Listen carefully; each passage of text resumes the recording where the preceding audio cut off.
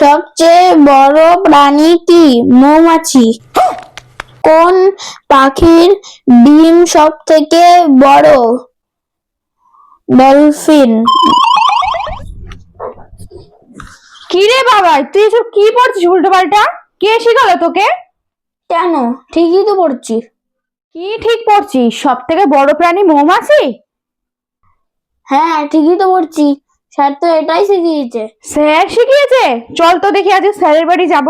A few moments You later. pray that the grade has not been invited Sir? to the odds. Same with the আপনি আপনার ছাত্রকে কি পড়াচ্ছেন? বাড়িতে সব ভুলভাল পড়ছে। বলছে সব থেকে বড় প্রাণী নাকি মৌমাছি। তাই এখন তো মৌমাছি বলছে। আজকে মাসের 10 তারিখ হয়ে গেল। আমার পকেটের দিকটা এবার একটু দেখুন, নাহলে তো এরপরে মৌ বাদ দিয়ে শুধু মাছি বলবে। No, no, no, no.